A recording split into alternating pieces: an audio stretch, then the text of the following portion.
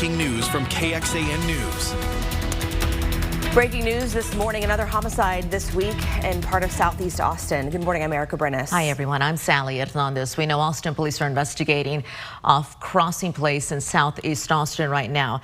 It's at the Estates at Riverside Apartments. A live look out at the scene. We know one man is dead. Police say around 10 last night.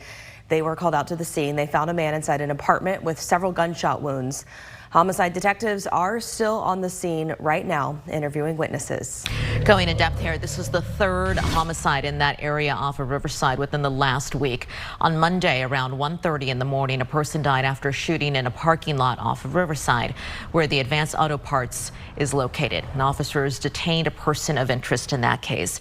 And then on Sunday, around 2:30 in the morning, a person died after a gunshot call at the Solaris Apartments on Burton Drive. They did not give information about a suspect for that shooting. Now, KXAN is tracking homicides in Austin this year, and so far, including today's, we have counted 55 homicides. Online right now, you can find the map that you're seeing on your screen. You can see that they've mapped it across the city, our team here at KXAN, and many are in the Runberg area.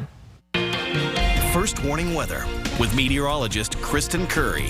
Well, good morning. You made it to Friday. Let's begin with a live look outside because you'll notice Circuit of the Americas weather camera there. Got the lights on, busy with setup underway. Today, we're going to see thousands head out to the Coda area to see some qualifying rounds. And I'll tell you what, it's going to be pretty hot out there. We're starting in the 50s. Most of us, in fact, across Central Texas have a mix of the 50s and 60s. But as we get into the day today, we're going to see a significant warming trend. So despite the fact that temperatures are running about 4 to 5 degrees cooler in the hill country, or within about 1 to 2 of where we were yesterday here in the Austin metro, the temps this afternoon, oh, you'll notice it. There's no doubt about it. From the upper 80s yesterday afternoon, we're talking upper 90s, close to a 10-degree jump in those afternoon highs. So drop-off should be fun, parents, as far as the weather goes. It's the pickup there where we're likely going to sweat a bit. High of 97 likely to break the record, clearly well above average for this time of year. And it's not even just a one-day deal. We're going to head into the weekend with some record-breaking temperatures as well. So I've got that Formula One weekend forecast to show you. The good news is rain on the way. Next week looking wet. We'll talk about when to expect that rain and when the cooler temperatures will finally get in here. It's all coming up in your first warning forecast.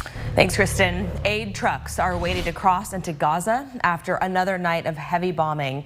2 million residents in Gaza still await their crucial deliveries. The United Nations has called for a ceasefire to allow the aid convoy to cross into Egypt, into the southern part of Gaza.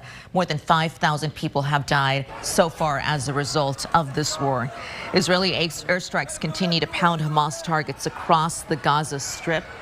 And Israeli forces say that they've hit missile launch sites and tunnels used by Hamas underground. They also say 10 Hamas leaders have, quote, been eliminated. President Biden spoke to the nation in a prime time address yesterday, his second one. NBC News' Richard Engel is breaking down why U.S. interests are at stake. President Biden is calling for more American support and more American funding for both Ukraine and Israel. But these are very different conflicts, and the risk here in the Middle East of the U.S. getting more directly involved is much higher. I'll have a full story coming up on the Today Show. The Army pilot who fled into North Korea has been charged with desertion. Travis King was released from North Korean custody and returned to the United States last month. U.S. military detained him. He is charged with a series of other alleged offenses, including possession of child pornography, assaulting fellow soldiers, and disobeying a superior officer.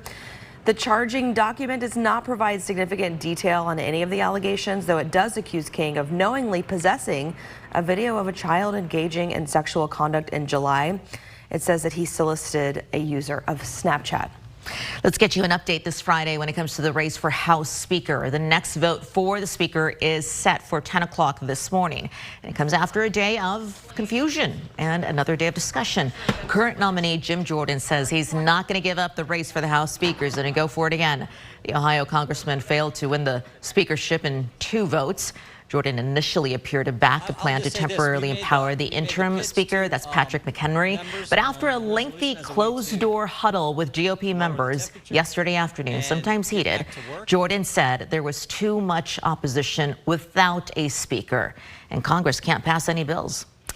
Pflugerville ISD teachers struggling to pay for a place to live could be a step closer to finding affordable housing. During last night's board meeting, leaders went over a recent survey that outlines what educators are interested in when it comes to housing. New and tenured teachers took that survey. The majority say they already own property, and 38% say they are renting. Close to half who took the survey expressed interest in housing. The district still has to find a site to build. That could include district property. Once that is settled, the district will look at designs. All right, it's race weekend. It's here. The Formula One U.S. Grand Prix kicking off today with some practices. The gates open up at 8 o'clock this morning, and the killers perform later on tonight. Should be an exciting and hot weekend. The annual Zilker Holiday Tree, though, is going up this morning. Just a reminder that the holidays are around the corner, even if the temperatures don't seem like it. Austin Energy crews are going to string lights to transform the Zilker Moonlight Tower into the Zilker Holiday Tree. It's decorated so pretty with 39 strings of LED bulbs, each containing 81 red, yellow, green, and blue bulbs.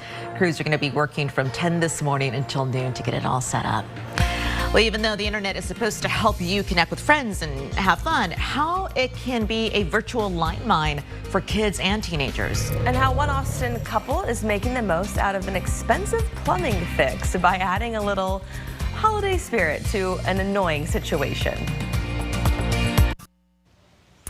Austin police are asking for help finding a woman that they say was involved in several crimes at an apartment complex last month. Austin police say she has a tattoo on her left ankle. Police say that she stole a purse at the Pearl Apartments.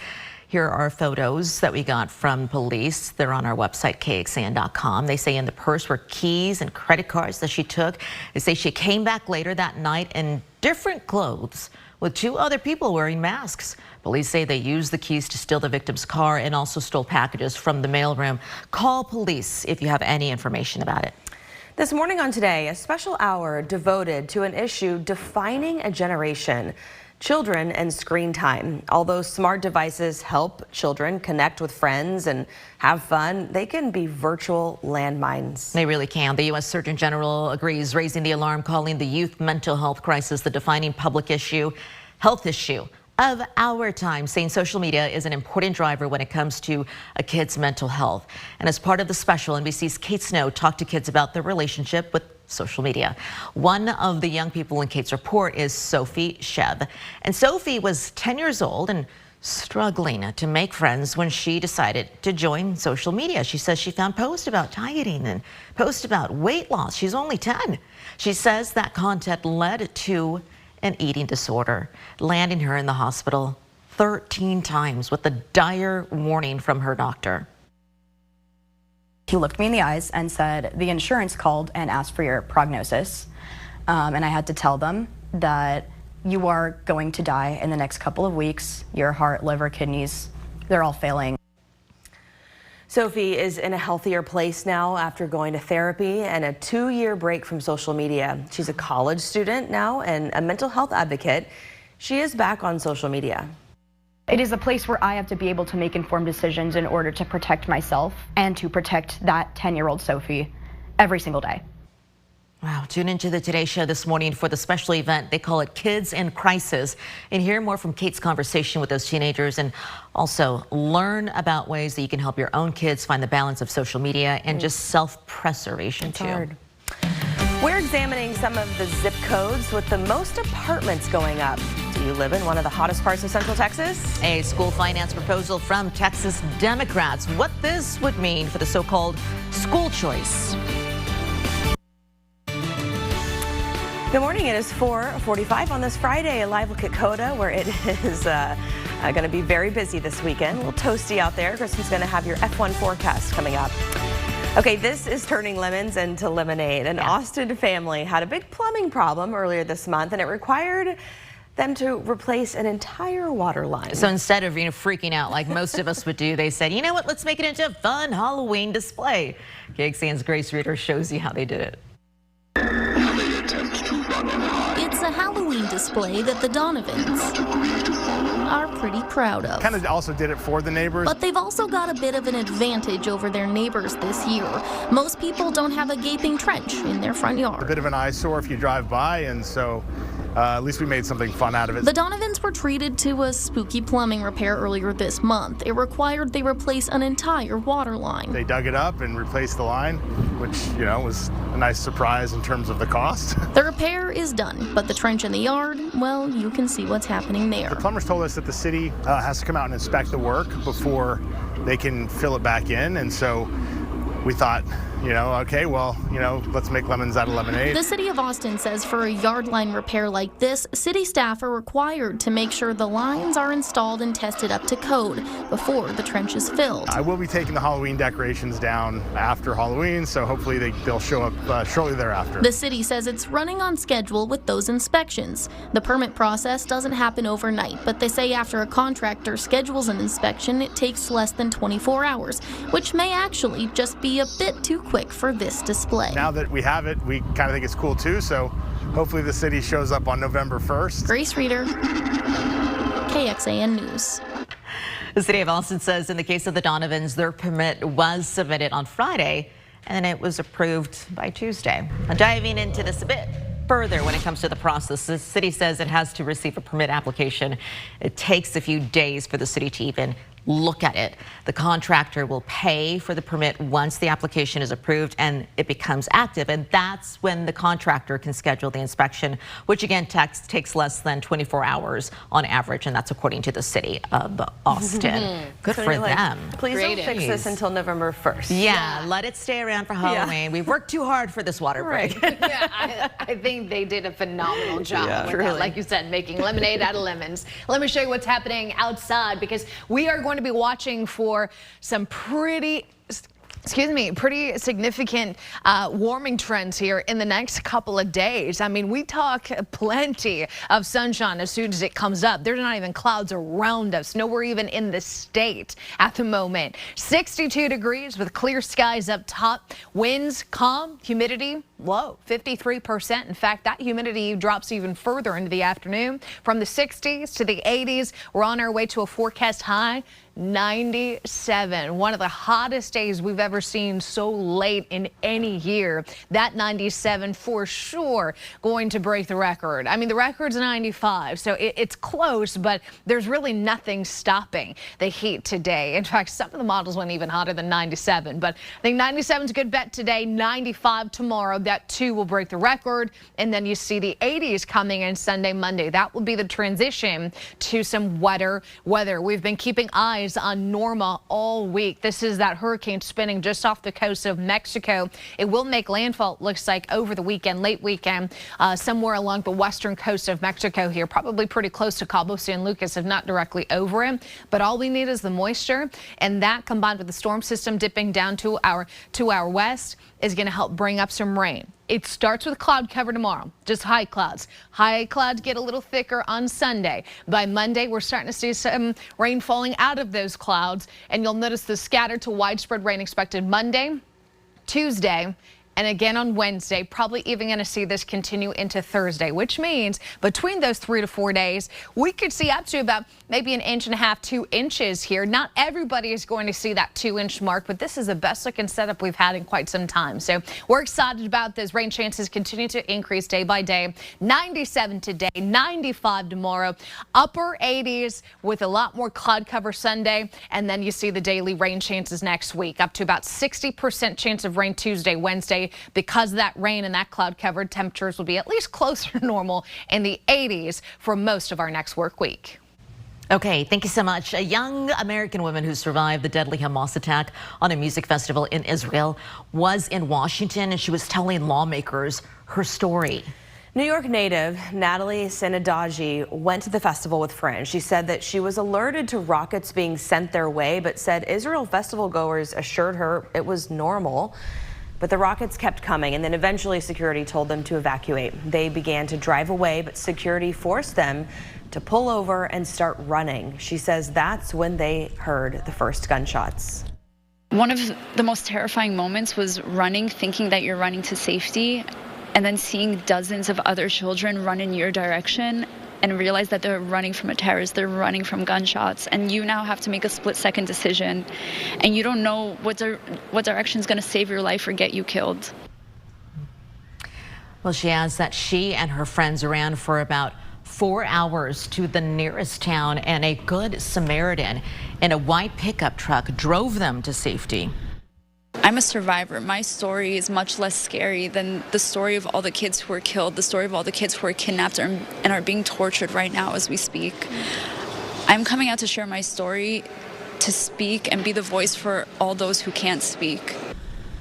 Senator Dodgy met with lawmakers yesterday. She wanted to boost support for the Israeli cause.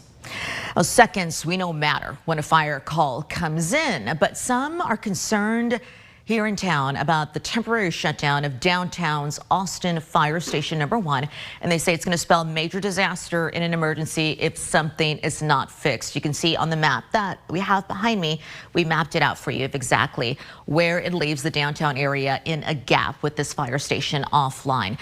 Nabil Ramad reports the building was condemned amid construction work. That's why all the units and the crews had to move out.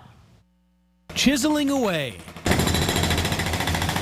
Construction crews work outside Fire Station 1 on 5th and Trinity downtown. Has 3 units in it. It's the busiest unit in the city of Austin. But for now, it's closed. I can't emphasize enough what a dangerous condition this is to have no units downtown. The 10th largest city in the nation. While this is just a temporary closure, the Austin Firefighters Association says that not having this station running in downtown Austin could impact response times, not only here, but around the city as well. All these other stations that surround this block are pulled in. And what's called coverage calls. So what happens is their response times become longer getting here, and their response times to citizens in their area become longer because now they're out on calls. Bob Nix with the Austin Firefighters Association says a temporary station downtown is needed until the station is fixed. He's hoping to see something soon. Travis County has been incredibly hospitable about trying to get us in some vacant building space, and so we're hopeful. But he says each day that goes by without these centralized units is a big risk to everyone. People are at a higher risk of suffering injury, loss of life, and loss of property. Nabil Ramadna, KXAN News. AFD and EMS crews that left the station, they did that last Friday. The engines and ladder that usually run out of Station 1, they've been moved to other stations. AFD says it's working with Travis County and facilities to find a solution to get those units back into the city core. For a little in-depth history, the city's website shows the roots of Austin's firefighters go back to the 1800s. Back then, crews used wooden fire buckets. And at one point, horses pulled some of the first ladder trucks. Volunteers ran the firehouse up until 1916 when it was turned over to the city government. New numbers show fewer Californians are moving to the Lone Star State. That's according to the Associated Press. For the last 2 years, the largest state-to-state migration has been Californians coming to Texas. Yeah, the tide's turning here, at least it seems. In 2021, more than 107,000 people moved to Texas from California. That number decreased to 102,000 last year, seemingly because of the rising real estate prices. Meanwhile, Florida and Arizona are now seeing a big migration of Californians. Now in 2021, more than 37,000 former Californians took up residence in the Sunshine State. That number grew to more than 50,000 last year. And in the same time period in Arizona, the population of former Californians went from about 69,000 people to 74,000. Pfizer says it's going to be increasing the cost of a 5-day course of its COVID antiviral drug Paxlovid. Beginning next year, the drug will cost just over $1,300. That is more than double what the federal government paid for it. But health insurance plans will likely pay much less, meaning patients could have small or no out-of-pocket costs. Paxlovid has been shown to reduce the risk of severe disease and death from COVID among vulnerable patients.